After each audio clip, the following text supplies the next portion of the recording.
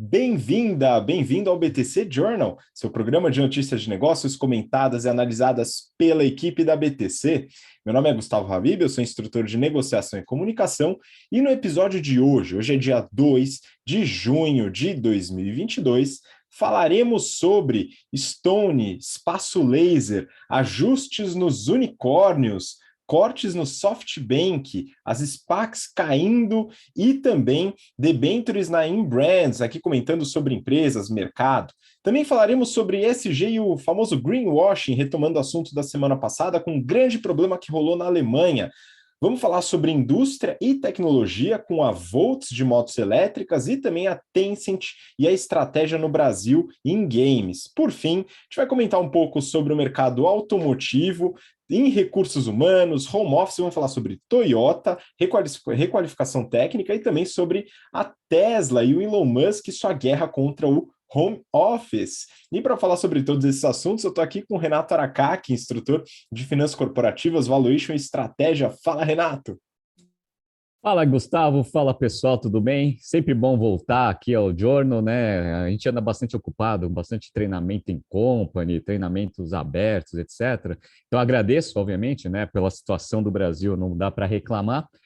E gostaria de convidar vocês para os nossos cursos que estão com inscrições abertas. Então, em julho, a gente vai ter aí o Price Strategy Program, curso bem interessante comigo sobre estratégia de precificação.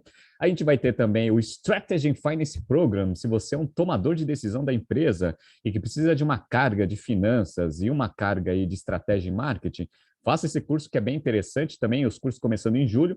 Temos nosso curso de modelagem, o Excel Plus Business Program também, com inscrições abertas e para você aprender direito, né, a fazer modelagem. Sem contar o nosso curso principal aí para você que está se formando ou recém-formado, para você dar aquela acelerada na carreira, que é o General Business Program. Tá? Esse curso aí vai começar ali em julho, agosto. Então, se você se inscrever agora, você garante um preço melhor, né? Porque a gente vai, né, tendo os rounds aí com preços promocionais e também já garante sua vaga aí para ter aula com a gente aí, vai aprender bastante, muita gente se formando aí, inclusive queria mandar um abraço aí para as turmas aí desse semestre do General Business Program. Estou tendo um feedback muito bom aí dos instrutores, que a galera é muito boa mesmo, e eu estou ministrando aula para a turma 95, e a turma de sábado também, presencial, que o Gustavo também está fazendo, sensacional a aula, inclusive esse sábado a gente vai ter um Open Class, mas ele é exclusivo ali para a rede aí BTC, e aí eu convido a todos aí, né, que forem participar, né, a chegarem lá no sábado na nossa aula presencial. Mas vamos para cima, né, Gustavo? Tem muita coisa para falar, né?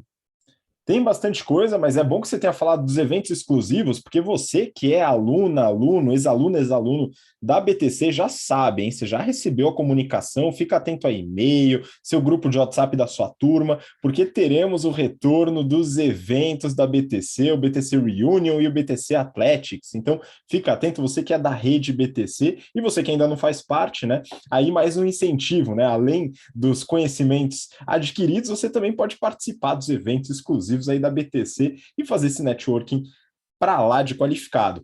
E, Renato, você não está hoje com a sua t-shirt da Insider, né, a Tech, mas eu peguei uma azul aqui, viu? Inclusive, eles têm várias cores hoje em dia.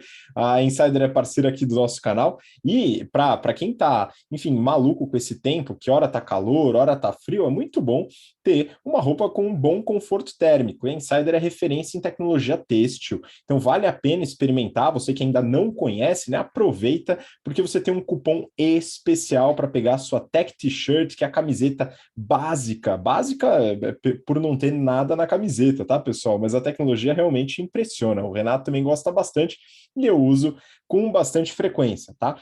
O cupom é BTC12 e você tem 12% de desconto nas suas compras em toda a loja, beleza? Então dá uma olhada, faz sentido, roupas masculinas, femininas, camiseta, shorts, meia, enfim, tem bastante coisa e o produto tem altíssima qualidade, vale muito a pena, né? Brazuca também. Vamos lá, Renato, tem bastante coisa para a gente falar hoje e eu vou começar com essa notícia aqui, uma reportagem do Brasil Journal, falando sobre uma empresa aqui que a gente já comenta bastante há muito tempo. Na Stone, Edu não quer mais ser controlador. Renato, mudança no executivo ali, né? No pessoal dos fundadores ali. O que está acontecendo na Stone hoje? Inclusive, estamos perto aí de um evento importante, na verdade. Sem dúvida, né? Eu vi essa mudança aí no Conselho Administrativo. A princípio, o Eduardo Pontes, junto com o André Street, que são os fundadores aí do negócio, parabéns a ambos, né? Criaram uma empresa gigantesca aí que tem um impacto muito grande na parte de meios de pagamento. Ele quis mudar a classe, né, das ações dele de B, onde dá direito a voto, etc., para ser classe A, ou seja, um acionista tradicional aí, como qualquer outro, se a gente quiser eventualmente comprar ação ali da Stone. Qual que é a sinalização? Ele quer sair, obviamente, né? Quer não ter mais o controle efetivo do negócio e quer, obviamente, só ter aí o retorno como um acionista comum. Essa sinalização, geralmente, ela não é muito boa para mercado. Por quê? Porque se é o fundador que está querendo sair, quer dizer que ele, a princípio, tem outros planos ou não está vendo mais tanto valor assim no negócio. Dado que as ações da Stone vêm sofrendo bastante aí nesses últimos tempos, isso daí é mais uma sinalização ruim, né, para o mercado de que, eventualmente, aí essa maré de baixa aí vai continuar. Esse é o primeiro ponto. E a coisa mais chata que aconteceu é que esse anúncio saiu no dia ou um dia antes do anúncio do resultado, né, da Stone, que vai ser hoje, né, depois que o mercado fechar. Isso daí é ruim, porque vamos pensar por lógica, né? Imagina que a gente tem capital aberto aqui, tá, Habib? Né? E aí eu estou pensando em sair. Aí eu sei que o resultado é sensacional. O que eu vou fazer? Vou esperar divulgar o resultado. Aí todo mundo, parabéns pelo resultado, tal, né? Eu sou bom pra caramba, tal, não sei o quê. E aí depois anuncio, né? Aí é que nem o Jeff Bezos, né? Quando ele saiu lá da Amazon, né? Ele entregou o melhor resultado da história da Amazon em termos de lucratividade, né? E geração de caixa. Aí ele falou assim: ó, estou anunciando que estou saindo do dia a dia da Amazon. Beleza, né? Porque ele sai no auge, né? Estilo Pelé. Agora, se ele está saindo antes da divulgação de resultado, boa coisa não vai vir. A gente vai esperar para sair o resultado. Saindo o resultado, provavelmente vai estar em algum dos nossos podcasts aí depois do resultado. Provavelmente não vai vir muito bom. Com certeza vamos acompanhar essa, viu, Renato? Mas é a importância da comunicação, sinalização e o timing das divulgações, né? Isso aqui a gente já falou bastante sobre resultados saindo na sexta-feira, saindo na segunda-feira, enfim, são aspectos importantes da comunicação que a gente tem que lidar. Vamos lá para a próxima notícia, aqui também no Brasil Journal. Os problemas cabeludos da Espaço Laser e o que ela está fazendo a respeito. Primeiro, parabéns aí ao time do Brasil Journal, tá? Pelo excelente trocadilho no título, mas vamos ao conteúdo da notícia. Renato, conta um pouquinho que eventual problema está se passando aí pela Espaço Laser. Bora, vamos lá. Bom, eu até fiz um BTC News falando um pouco sobre o espaço laser lá no passado, e aí saiu essa notícia aqui do Journal que é bem interessante, que é o seguinte: o espaço laser fez aquela grande abertura de capital e eu gostei bastante do negócio. Inclusive, mostrou aí para o mercado que depilação a laser é um negócio que tem um potencial gigantesco de crescimento. Tanto é que depois que o espaço laser, né, abriu capital, começou a pipocar uma cacetada aí de concorrentes aí do espaço laser. Beleza. Só que qual que era a tese? A tese era a seguinte: ó, nossos franqueados têm um ROIC gigantesco, em torno de 50%. A gente vai levantar dinheiro no mercado para recomprar as franquias para a gente conseguir eventualmente ter esse ROIC para a gente. Qual que é o problema? O problema é que a tese em si não é ruim, é muito boa. Aí eles pegaram o dinheiro do IPO, recompraram ali grandes franqueados, gastaram praticamente todo o dinheiro ali do IPO, já pegaram um pouco ali de alavancagem. E o que está acontecendo? Né? A princípio, não estão conseguindo, né, criar sinergia com uma rede de lojas próprias, que é comum, né? Porque uma coisa é você administrar franqueados, né? Outra coisa é você administrar operação, né? Então parece que está tendo um pouco de dificuldade. O ROIC, né, não está sendo aquele ROIC que todo mundo acreditava que ia ser depois das aquisições, e a situação do mercado mudou bastante. A taxa de juros foi lá para casa de chapéu, né? Estamos ali quase perto de 13%. E agora o negócio está sem caixa, porque gastou todo o dinheiro lá da abertura de capital fazendo uma cacetada de aquisição, tanto aqui no Brasil quanto na América Latina. E agora está com o negócio com uma rentabilidade relativamente baixa. Então, o que está acontecendo com as ações? Né? Estão indo lá para o chão. E aí vai precisar um pouco de dinheiro, eventualmente, para manter o ritmo de crescimento. Aí você vai tomar crédito aí a um custo de capital alto, e aí que tem aquela dúvida. Tanto é que eles começaram a rever, né, aquele plano de trabalhar só com loja própria e começar a fazer franquia de novo. Ah, não, vamos fazer franquia. Mas a pergunta que se faz é: franquia nada mais é do que um investimento. Então, o que você pensa? Você faz a conta. Quanto que é o custo do capital versus quanto que esse negócio vai me render. Se o retorno for maior do que o custo de capital, certamente esse negócio vai dar resultado. Caso contrário, não vai dar resultado nenhum e aí as pessoas tendem a não, né, se interessar pela franquia. Então, é basicamente isso que está acontecendo. Está com dificuldade aí no modelo de expansão, não sabe se vai eventualmente tomar dívida para acelerar o crescimento ou se vai voltar ao plano de franquia com, né, um risco de não achar franqueado o suficiente aí para aderir a esse plano de expansão. Aí o que ele está fazendo? Está dando aquela ajustada, né? Geração de caixa, aquela playbook tradicional, né? Corte de despesa, que um monte de empresa está fazendo. Agora, com uma empresa de capital aberto, é sempre difícil, né? Porque todo trimestre agora você tem que justificar para o mercado o que você está fazendo. Vamos ver o resultado do próximo trimestre do Espaço Laser para ver se todas essas ações aí que eles estão falando que estão fazendo, eventualmente vão dar algum resultado. Mas o negócio não é ruim, não, hein? Se for bem gerido, o negócio dá bastante retorno. Pois é, então é um desafio, né, da Espaço Laser de conseguir mostrar eventualmente para novos franqueados. Talvez seja um bom desafio esse. No passado, eles começaram a internalizar uma série dessas franquias, né, comprar de volta aí, e agora vamos ver se eles vão expandir de volta. E essas mudanças são normais, viu, pessoal? Já aconteceu com o McDonald's, aqui Arcos Dourados no Brasil, tinha fortalecido o modelo de franquia, voltou, comprou uma porrada, trouxe para lojas próprias, depois franqueou de novo, enfim. Né, pode acontecer e o mercado ele é flutuante, tá? E colabora para essas mudanças de estratégia. Nem sempre está errado porque mudou a estratégia, hein, pessoal? Vamos lá, próxima notícia eu peguei do Valor Econômico. E essa aqui é legal, a gente até conversou sobre isso, Renato, recentemente, né?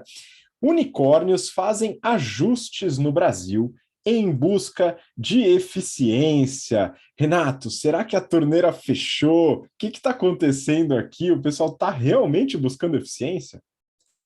Vamos lá, né? Então, há 2 semanas atrás, a gente começou a falar muito sobre essas notícias, né?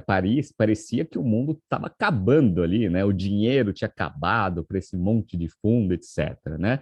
E aí a poeira foi baixando, né? A gente já viveu isso, né, Habib? A gente que já está aqui há bastante tempo, né?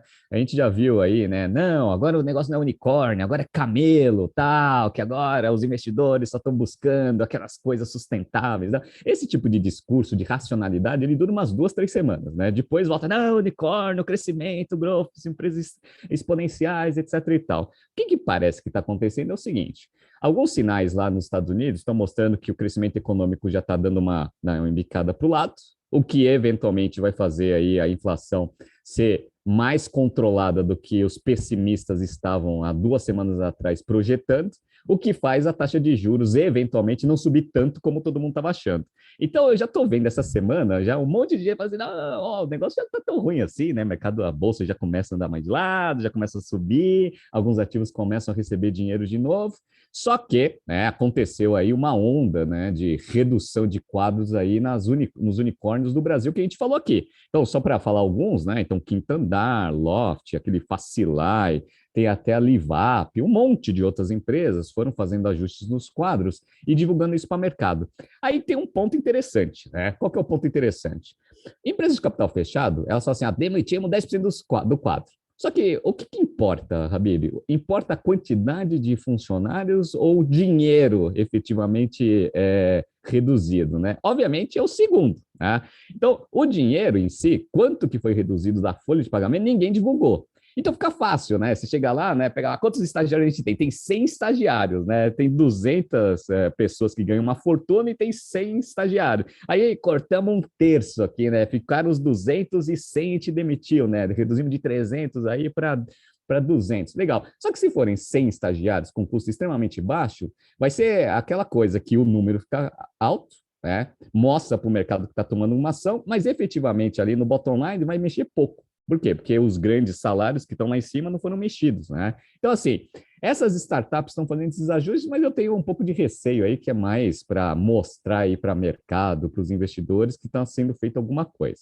Legal? Tá? Então, tem um pouco de, de pé atrás em relação a isso. Agora, empresas de capital aberto é um pouco diferente. Então, a Uber, por exemplo, tá, o CEO lá foi, né, truculento, lá, ó, ninguém vai contratar nada, né, vai ter que cortar despesa, projeto que não der retorno vai ser cortado. Esse a gente consegue acompanhar trimestre para trimestre. Os outros vão ficar anunciando aí, corte um, corte outro, tal, não sei o quê. Então, vamos ver aí, dentro dessa onda aí de, parece, né, mau humor do mercado, quem que vai sair mais forte. Mas o que a gente fala, e é o que a gente prega aqui na BTC, é sempre o seguinte, né? Eficiência. né? A gente não é muito a favor do fake it till you make it, né? Então, a gente ensina a criar empresas, né, a criar processos de forma eficiente, gestão de caixa, etc. e tal, que é basicamente o que essas empresas vão precisar se de fato o dinheiro secou. Eu tenho certa dúvida se o dinheiro secou de fato, né? Mas, eventualmente, se o dinheiro secar, aí vai precisar não só cortar despesa,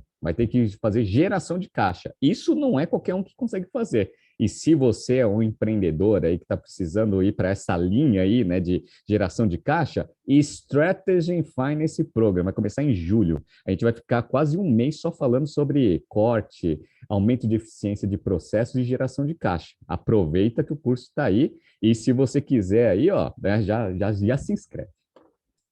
Pois é, pessoal, no Strategy and Finance, vale comentar, a gente fala sobre LTV e CAC na primeira aula, ok? E aí depois tem mais algumas dezenas de aulas em que a gente aborda uma série de outros conceitos fundamentais, justamente nessa hipótese de empreendedores e gestores de startups que devem realmente fazer uma gestão de caixa, uma gestão de resultado adequada, tá? Onde só um PPT bonito falando sobre CAC e LTV não vai ser suficiente, tá? Muitas vezes é suficiente, mas talvez hoje não seja suficiente. Se para você não for suficiente, você quiser se aprofundar, além, claro, de temas de estratégia, né, onde a gente fala bastante sobre business de plataforma, indústria 4.0, estratégia adaptativa, enfim, uma série de outros temas, já sabe, Strategy and Finance Program, o link, inclusive, está aqui na descrição, beleza? E aí, Renato, acho que dentro desse mesmo conceito, a gente tem o SoftBank. O SoftBank, recheado de capital, né, muito líquido, investiu muito aqui no Brasil, inclusive em algumas dessas startups que você citou agora. E aí eu peguei uma notícia do Neofeed. Após desacelerar investimentos, SoftBank também corta salário de executivos. Pois é, olha só o pessoal cortando na própria carne, é isso mesmo, Renato? O que está acontecendo no SoftBank? Pois é exatamente o que eu acabei de falar ali das startups, né? Bom, o que o SoftBank faz, né? Ele capta dinheiro de investidor, esse está tomando um calor, né? Porque tá vendo a cota aí lá para o chão, beleza.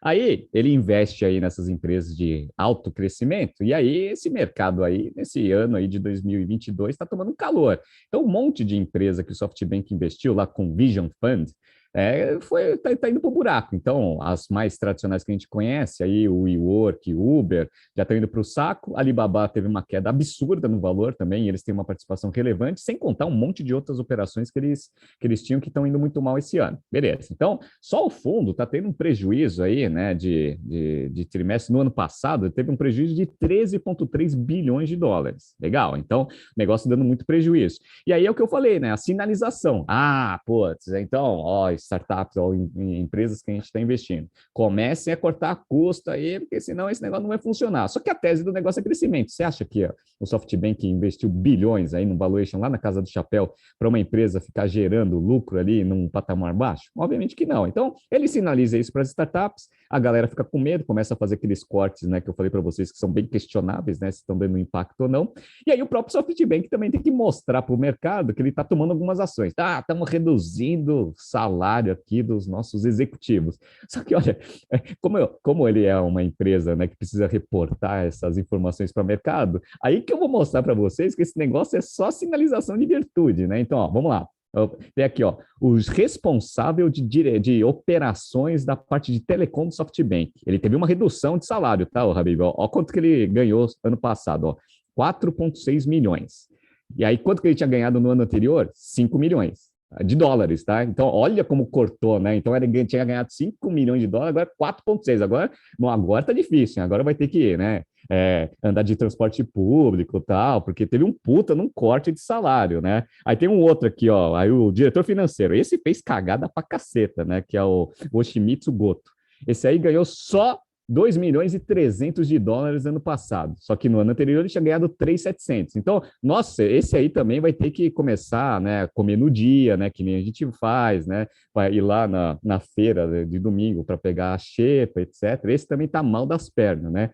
E o nosso famoso Masayoshi Son, que é o fundador do negócio, Ele tem um mísero salário de 786 mil dólares, né? Obviamente, né? Esse é o salário reportado. Ele ganha bastante aí na distribuição e na valorização do negócio em si. Beleza. Então, é o que eu falo, sinalização. Tem que mostrar uma sinalização para o mercado. É efetivo ou não? É óbvio que não, mas precisa só falar assim, ó, estamos fazendo alguma, cortando na própria pele. Skin in the game, não é assim que tem que ser? Então, beleza, a galera faz. Agora, se tem resultado ou não, extremamente questionável. Pois é, até porque, né, realmente parece ser só uma manchete, dado que não tem nenhuma grande mudança, né? Então, né, vamos analisar, é importante a gente entrar nos números, né, pessoal? Vamos seguir para a próxima notícia. E a próxima notícia é também de um tema que a gente falou no passado, tem alguma relação aqui, mas eu acho que é bom a gente voltar. Neofeed, depois do boom, muitas SPACs sinalizam que não estão bem das pernas. Renato, acho que vale voltar um pouco no conceito de SPAC, para quem não acompanha a gente ou não vai nos cursos da BTC, tá? A gente volta um pouquinho para explicar para o pessoal o que a SPAC gera de risco para os investidores e também na sua própria operação que gerou aí essa notícia. Então conta um pouquinho sobre essas SPACs aí que estão mal das pernas, entre aspas. Legal, vamos lá. Bom, como a gente já fez até BTC Money, BTC Journal sobre SPAC, eu vou ser muito sucinto aqui, mas SPAC quer dizer Special Purpose Acquisition, né, Company. Basicamente é o que o pessoal chama de mercado de cheque em branco, né? Então você dá lá dinheiro para a galera fala o seguinte: eu vou usar esse dinheiro aqui para comprar empresa. Só que como a SPAC ela já tem minimamente ali, né, é, listado em bolsa, etc. e tal, esse negócio ele já tem liquidez, né? Então é como se você comprasse o negócio e já tivesse, né, com capital aberto. Olha que sensacional, né? Então é um cheque em branco. Aí você fala assim, quem que é louco de assinar um cheque em branco para esse negócio fazer aquisição, né? Uma cacetada de gente, né? A galera não lê prospecto, não vê fatores de risco, não. Vê lá um PowerPoint, como o Habib falou, né? Vê um PowerPoint com uma tese bonita, etc e tal. Meu, quanto você quer? 100 milhões de dólares. Toma aí 100 milhões de dólares aí, faz o que você quiser. Beleza. Aí o que é o alvo dessas SPACs, né? Geralmente são empresas que, obviamente, tem potencial de valorização no médio e longo prazo, obviamente, porque você tem que comprar, o negócio valoriza, aí a SPAC como um todo tem uma valorização, e aí quem investiu lá atrás vai tirar mais dinheiro do que colocou. Legal, é um negócio meio simples, né? Não precisa ser muito inteligente para saber que é assim que funciona. Só que o ponto é o seguinte: se você tem uma companhia que tem muito potencial, né, de atrair investidores, por que ela precisa de uma SPAC, que é um veículo mais rápido de você fazer, né, ter o capital aberto? Por que você não vai lá mesmo e abre capital? Né? Então, quais são geralmente os alvos aí dessas SPACs? Ou são empresas com muito, né, lá no early stage, beleza, que aí tem uma expectativa muito longe assim de fazer abertura de capital, legal, ou aquelas que não conseguem, né? Falam assim, vai ser difícil, tal, a gente conseguir um múltiplo muito alto, etc. Ou seja, geralmente empresas com altíssimo risco. E aí, qual que é a falta de surpresa de ver que nesse cenário que a gente está vendo agora, essas SPACs não estão dando resultado? Por quê? Porque o alvo ou é empresa que é muito long shot, ou são empresas que não estão conseguindo fazer abertura de capital por si só, né? Então, vou contar um caso, o WeWork, por exemplo. O WeWork foi lá, tentou fazer abertura de capital, não conseguiu, aí ela se juntou ali com uma SPAC, aí juntou com um monte de outros ativos, lá e conseguiu fazer abertura de capital, e já caiu, né? Pá, aí caiu pra caceta. Então, aí uma empresa chamada Audit Analytics, ela foi analisando as empresas que foram investidas nessas SPACs, e aí eles colocaram lá no relatório falando o seguinte, ó, sinalizaram dúvidas significativas em relação às suas operações. Olha que interessante. E aí o que ela viu? Ela viu que a maior parte dos investimentos dessas SPACs são uns negócios bem interessantes. Então, ó, vou colocar aqui, ó. Montar uma rede de táxi aéreo. Isso daqui é uma tese de uma SPAC. Então, saiu comprando um monte de empresa para montar uma rede de táxi aéreo. Legal, né? Outras aqui, ó, carros elétricos. Companhia de aluguel de patinete elétrico. Olha só coisa que ou é long shot, ou coisa que está provado que não dá dinheiro, né? Pô, se você vai dar dinheiro para um cara para investir na Grow, que quebrou, né? Aqui no Brasil, né? Não faz sentido um negócio desse. Então, o resultado está indo de mão a pior. E isso é ruim, por quê? Porque se fosse bem feito, seria um veículo interessante, tanto de investimento alternativo, quanto de, né, meio de captação de algumas empresas que precisam de capital de risco para conseguir crescer. O resultado provavelmente vai ser muito ruim dessas SPACs no curto prazo. Talvez, né, esse veículo aí interessante aí, por causa da euforia do mercado, né, vai fechar, vai diminuir o interesse. Vamos ver o que vai acontecer. Mas assim, assinar cheque em branco, galera, né? Dinheiro não. Tem uma frase, né? Que o dinheiro ele não aceita desaforo, né? Então tome cuidado na hora que vocês forem fazer isso, hein? Pois é importante estar atento à tese da SPAC, se você tiver interesse em investir, conhecer um pouquinho desse mercado. Mesmo assim, a SPAC ainda pode fazer alguma aquisição que não é muito positiva para os investidores, tá? Então fiquem atentos a esse tipo de coisa, né? E claro, né, cuidado, principalmente com os investimentos em patinetes elétricos, não é verdade? Bom, vamos para a próxima notícia. E aqui, olha só, Renato, tô achando que esse episódio aqui a gente está focando bastante em PPT, viu? Fazer uma bela apresentação, aquele negócio bonito e tal.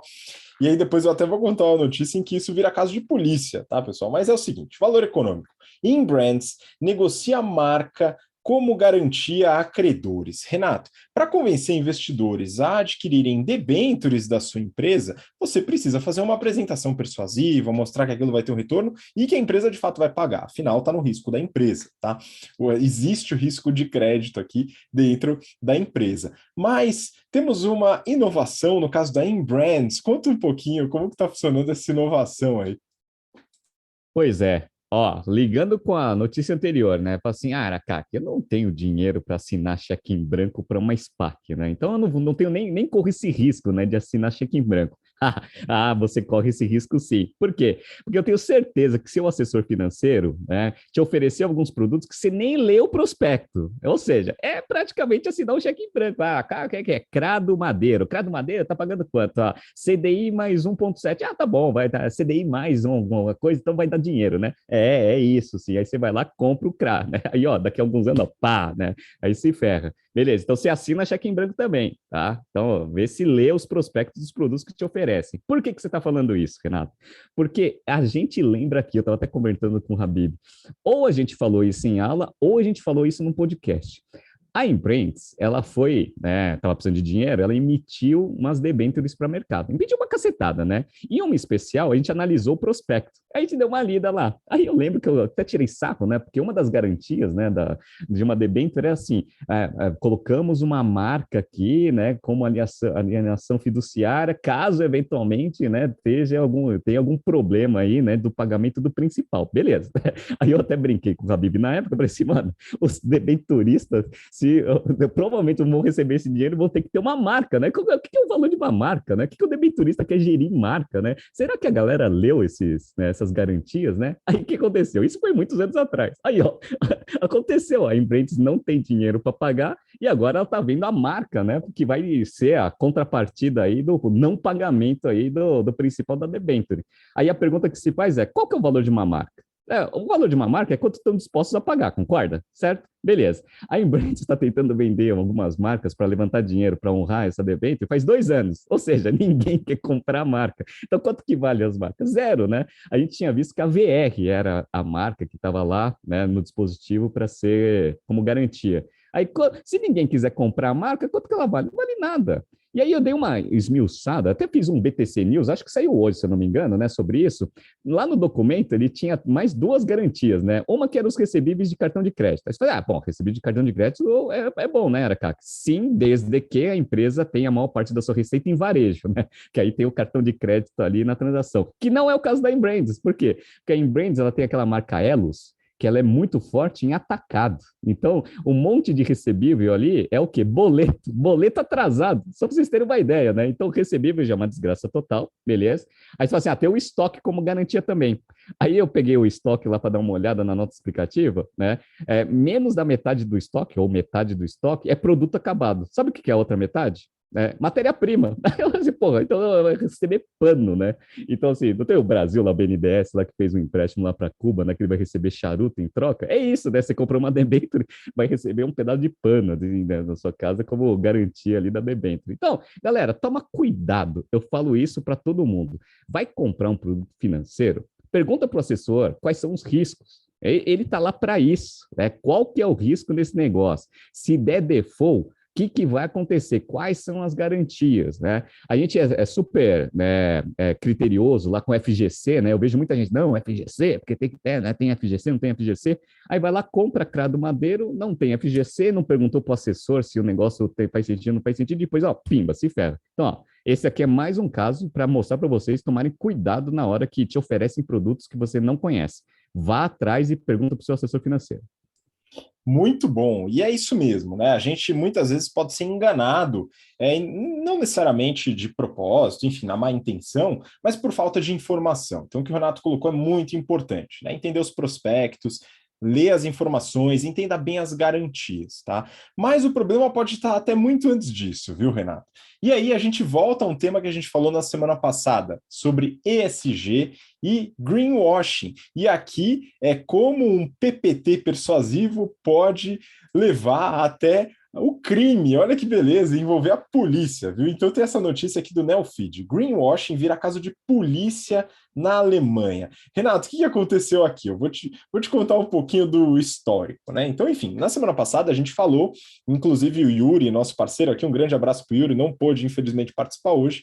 Ele falou sobre as regulamentações em relação a fundos de investimento nos Estados Unidos. Qual que é o problema? Muitos deles, com dificuldade em captar recurso, né, eles mudam o nome, mudam um pouco o prospecto para dar uma carinha de ESG. Ou seja, né, que possui tese, né, o que possui, que tem análises dos seus ativos em aspectos sociais, ambientais e de governança.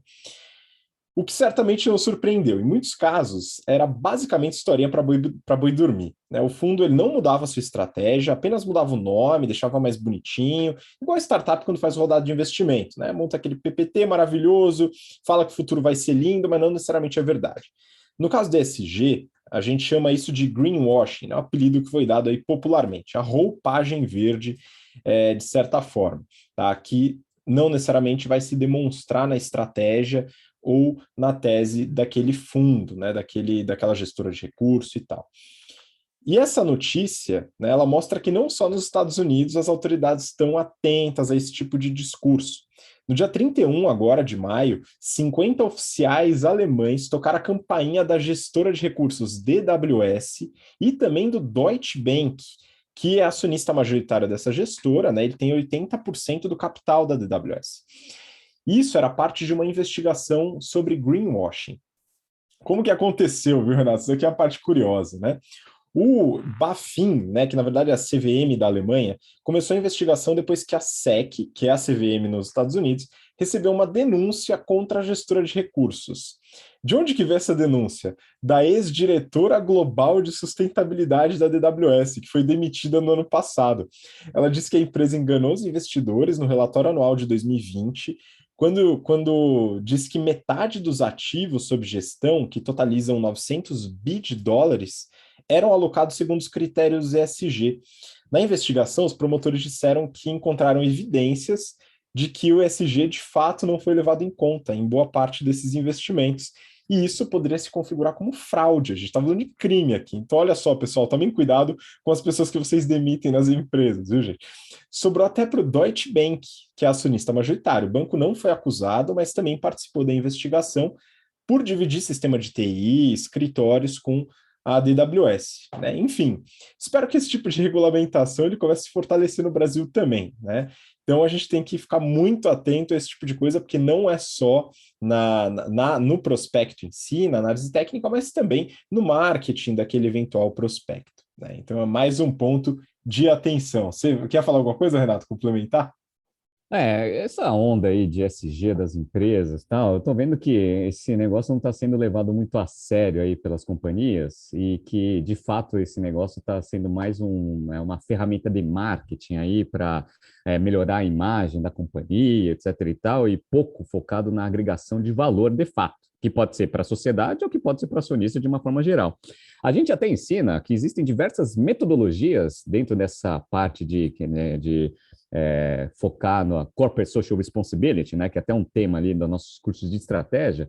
E aí eu dou uma dica para os ouvintes aqui do BTC Journal estudarem um conceito do Michael Porter que se chama Creating Share Value, que é o quê? São ações que eventualmente têm um impacto social e ambiental e, eventualmente, de governança da companhia, mas que são focadas na maximização de geração de lucro. E aí, se você maximiza o valor para o acionista, isso entra como prioridade na companhia e que, consequentemente, com esse tipo de ação, ainda tem um impacto muito maior em ambiente social e ambiental. Então, deem uma olhada, Creating Share Value, uma teoria muito interessante, e se você quiser entender um pouco mais sobre isso, de novo, né, desculpa fazer a segunda propaganda no meio do journal, né, Strategy Finance Program, né, a gente vai começar o curso agora em julho, e vocês que estão entrando no mercado de trabalho, no General Business Program, a gente também aborda bastante esse tema. Então, não deixe, né, a sua empresa usar ESG só para eventualmente enganar aí o mercado, mas utilize ESG de fato para geração de valor para o acionista e para a sociedade como um todo. Muito bom. E a próxima notícia, Renato, é justamente uma aplicação corporativa do que seria, né, o ESG, principalmente focado no ambiental, que é realmente a eletrificação de frotas automotivas, né, ou de outros meios de transporte. É o caso que a gente vai falar aqui na notícia, é uma reportagem do Brasil Journal, e o título é Motos elétricas. Volts abre fábrica para produzir 7 vezes mais.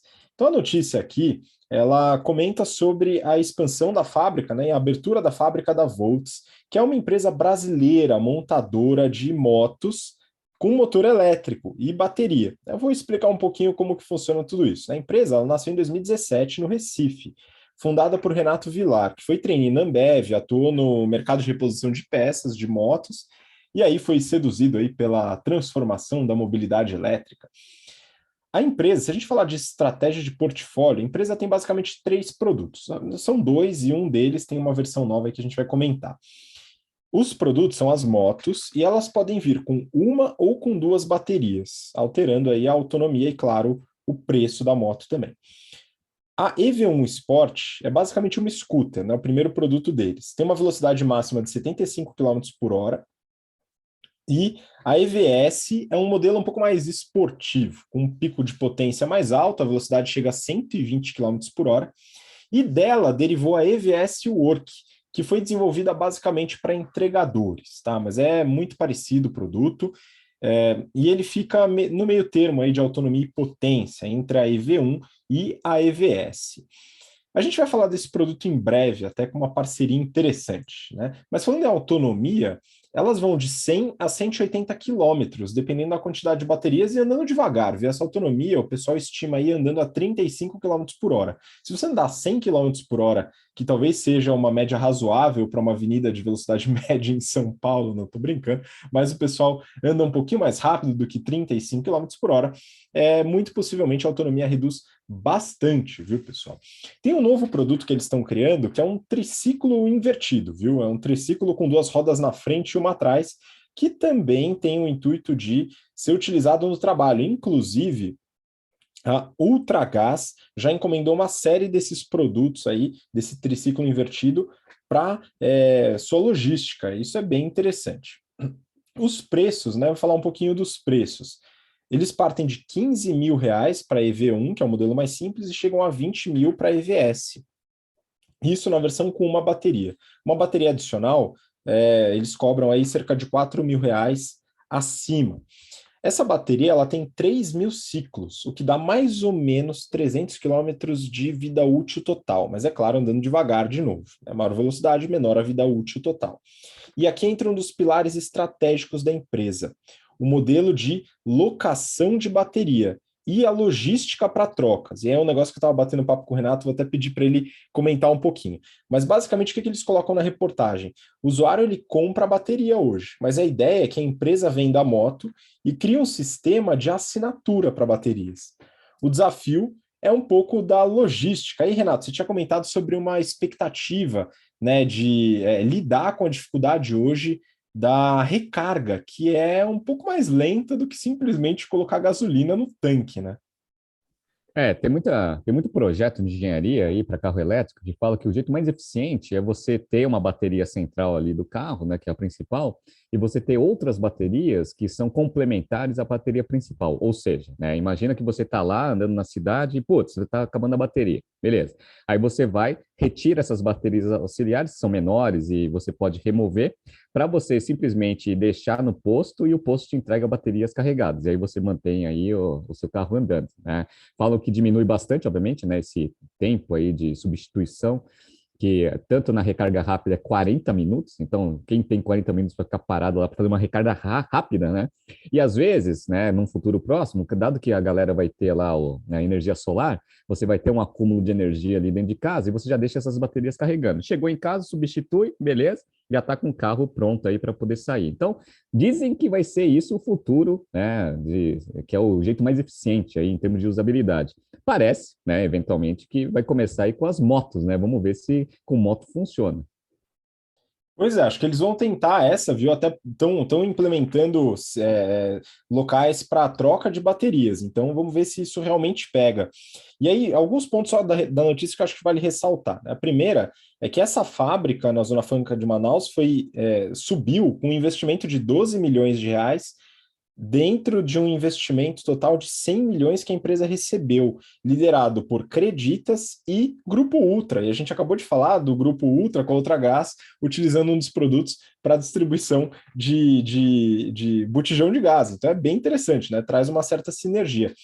O outro ponto é em relação à Zona Franca de Manaus. Então, muitas das empresas montadoras de moto fazem a sua montagem na Zona Franca de Manaus, porque tem muito benefício fiscal. A logística talvez complique um pouquinho, mas no caso de moto, pelo menos é um pouco menos complicado do que de carro, dá para você levar mais moto dentro de um caminhão, enfim, outros meios de transporte. Mas existem exigências para que as empresas estejam na Zona Franca de Manaus. Aí vem o principal desafio da Volts. A Volts hoje, ela importa todas as peças. Inclusive o motor, pelo que eu tinha lido numa outra reportagem, era fabricado pela Bosch. Inclusive, se algum dos meus ex-colegas aí tiveram participado, muito bom, parabéns aí, pessoal. Enfim, todos os componentes são importados. Só que para atuar, para você conseguir produzir na Zona Franca de Manaus e ter os benefícios, você precisa localizar, nacionalizar uma série de peças. Existe um escalonamento aí.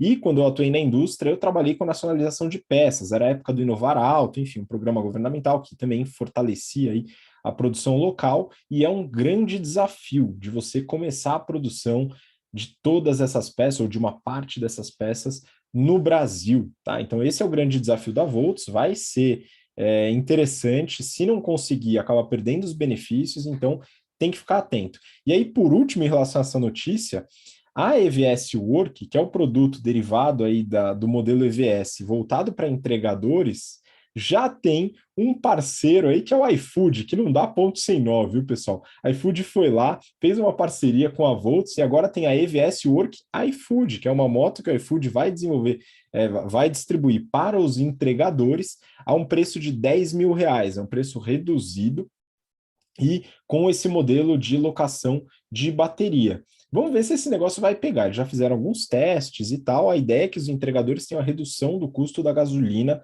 para eles. Eu só não sei se eles vão estar dispostos a pagar esse valor na moto. Mas vamos acompanhar, né? O iFood já sempre buscando inovações, vai tentar fazer essa entrada. Mas é legal saber que tem uma empresa brasileira produzindo aqui no Brasil, vai começar a localizar, vai mexer toda a cadeia de fornecimento e vamos ver se realmente ela vai conseguir inovar o mercado de motocicletas, né? Estou bem ansioso.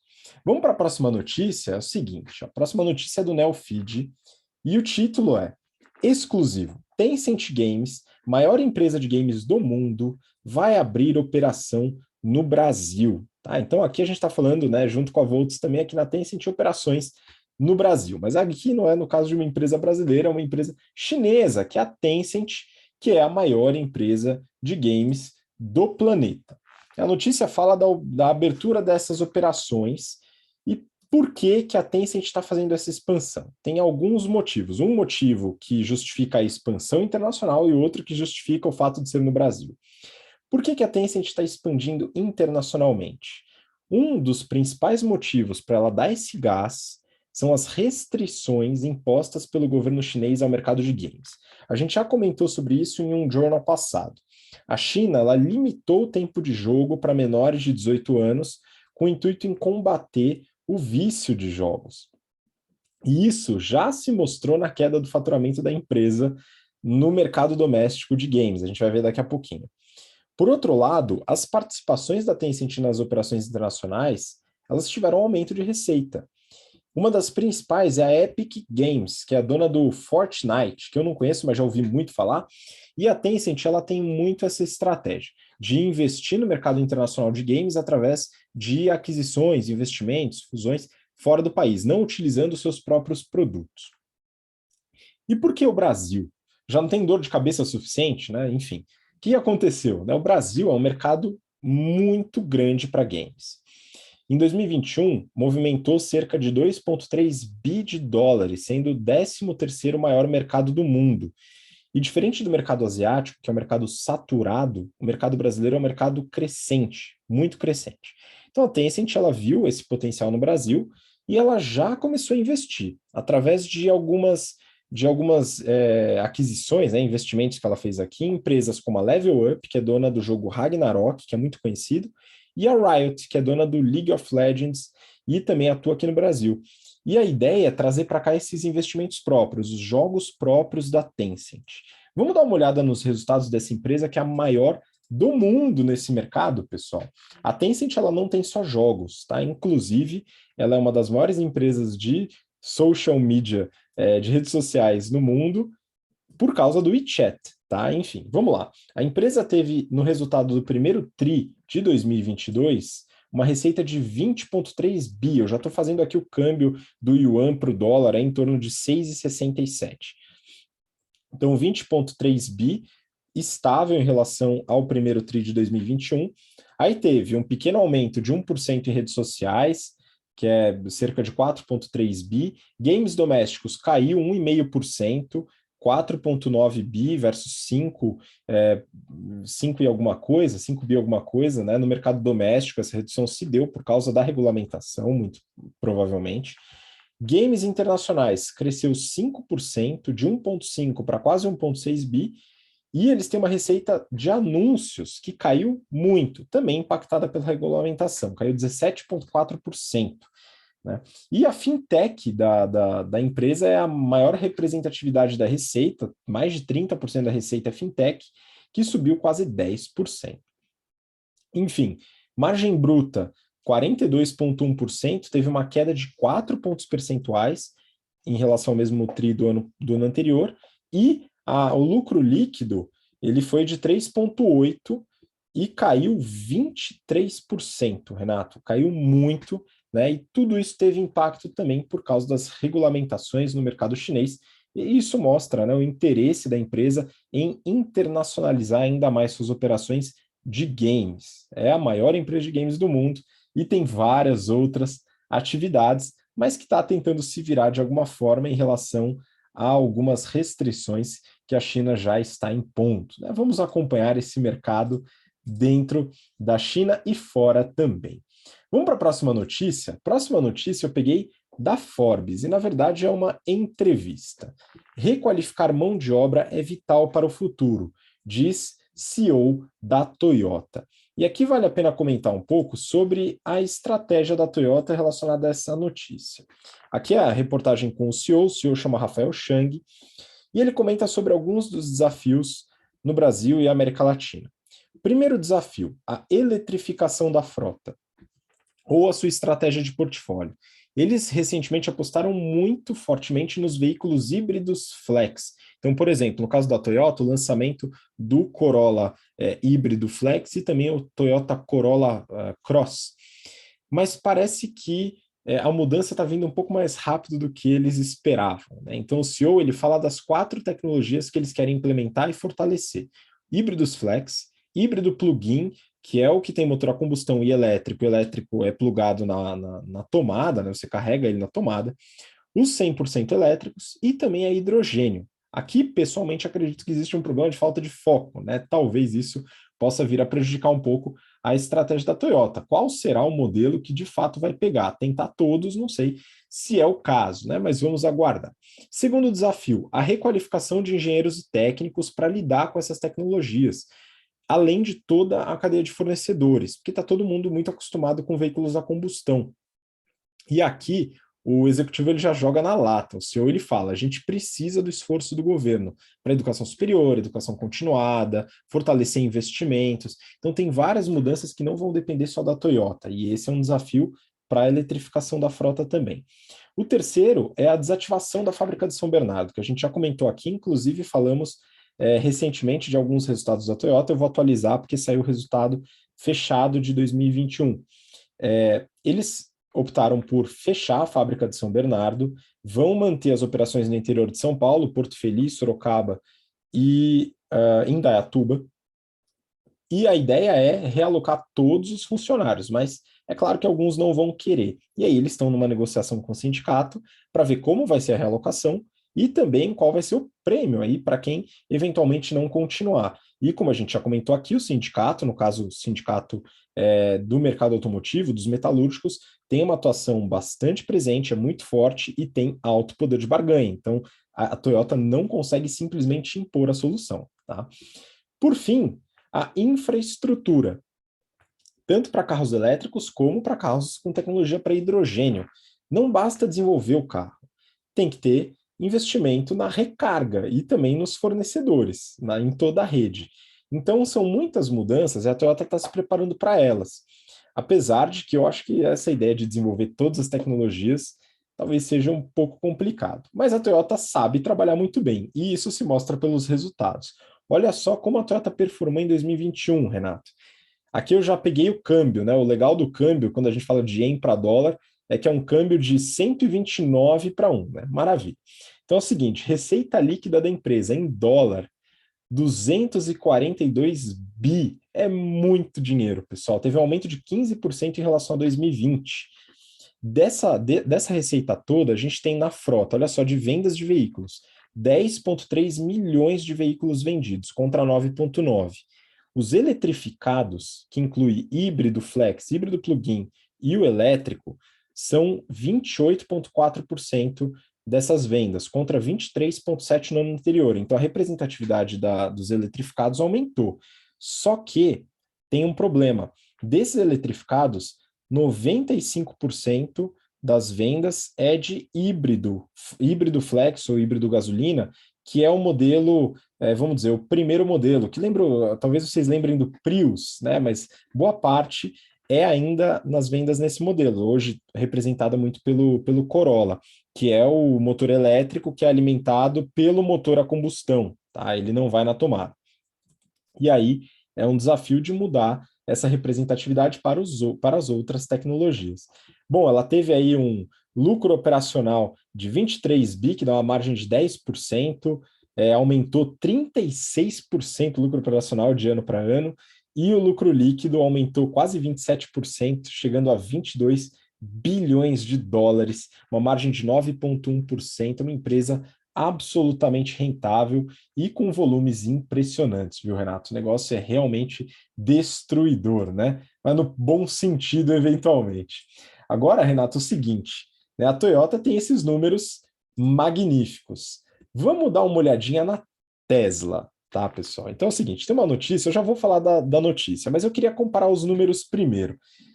E aí o Renato depois vai entrar com os valores das ações, para a gente ter uma noçãozinha aqui do que está acontecendo, né, ou do que a gente não faz ideia do que acontece. Então, falei dos números agora da Toyota, vamos para o resultado da Tesla, que também divulgou o resultado 2021, ainda não auditado, pelo menos foi o que eu achei lá no site Relações com Investidores. Receita líquida, 53,8 bi de dólares, contra 242 bi da Toyota. O lucro operacional foi de 6,5 bi, também é um resultado bem interessante, muito longe dos 23,1 da Toyota. E o lucro líquido 5,5 contra 22 bi também da Toyota. Tá? Em relação às margens da Tesla até um pouquinho superiores, né? Margem operacional de 12, margem líquida de 10. É um pouquinho, mas bem próximo também em relação à margem. Renato, a gente tem uma diferença de receita, de lucro e de lucro operacional grande. E as ações, como é que estão, hein? Também tem uma diferença enorme, só que aí é a favor da Tesla, né? Então, só para vocês terem uma ideia aqui, né? Estou pegando na tela aqui, ó, market cap da Toyota, 275 bilhões de dólares. Relação preço-lucro, 10 vezes. Legal. Agora vamos pegar a Tesla, né? Então, a Tesla, valor de mercado, 788 bilhões de dólares. Relação preço-lucro, 103 vezes, né? Então aí a gente vê aí que quanto menor, melhor. Olha que sensacional, né? O negócio é correlação invertida aqui. Isso é impressionante, né? Como uma empresa tão menor no mesmo mercado pode ter um valor tão mais alto. Algumas pessoas vão falar, porque é o carro elétrico, é tudo inteligente, não sei o quê. Pois é, mas a Toyota também desenvolve, além do elétrico, várias outras tecnologias, além de vender muito mais carro. Mas enfim, né? A gente fica com essas eventuais assimetrias de mercado, mas já entra para falar da Tesla, porque aconteceu um negócio curioso, viu, Renato, recentemente, e eu também vou pedir um pouco da sua opinião sobre isso. Olha só a notícia do Valor Econômico. O ultimato de Elon Musk aos executivos da Tesla: retorne ao escritório ou saia.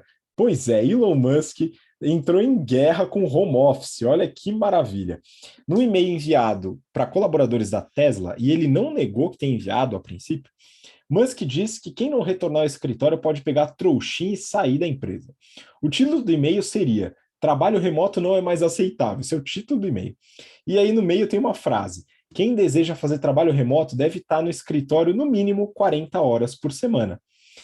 O aficionado por produtividade, né, o Elon Musk, ele já tem algumas histórias interessantes. Na SpaceX, ele notou estagiários durante uma fila para o café, conversando, passeando. Ameaçou demitir todo mundo e instalou câmeras para avaliar a atividade do pessoal no café. Talvez um pouco extremista, né?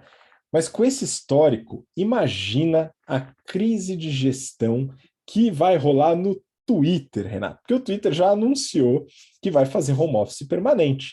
Mas se de fato o Elon Musk comprar o negócio e controlar, pode esquecer. E aí, o que você acha desse negócio do home office e dessa guerra que o Elon Musk aí travou contra o home office? Pois é, quando começou esse negócio de home office, eu sou bem old school, né? Tenho 40 anos, aí acabei de assistir Top Gun, achei o melhor filme da história e tal, então eu sou meio velho aí, né?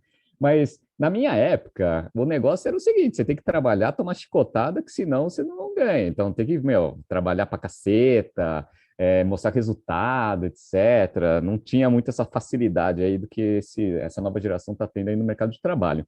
Quando veio o home office, uma das coisas que eu mesmo falei para você, né, quando a gente começou a discutir, é o seguinte: esse negócio não vai durar. Por que não vai durar? Porque para a gente fazer home office, a pessoa precisa ser muito disciplinada, muito disciplinada. E aí, qual que é o ponto? O ponto é que a maior parte das pessoas não é disciplinada. Então, não sendo disciplinada, a produtividade cai bastante. E existem várias interações, né, no dia a dia de empresa que fazem a eficiência ser maior e também, né, a gestão do time ser muito mais eficiente para você criar uma cultura organizacional. O Elon Musk, ele acha que ele é meio das antigas aí, e eu gosto disso, tá? Eu não sou contra, não.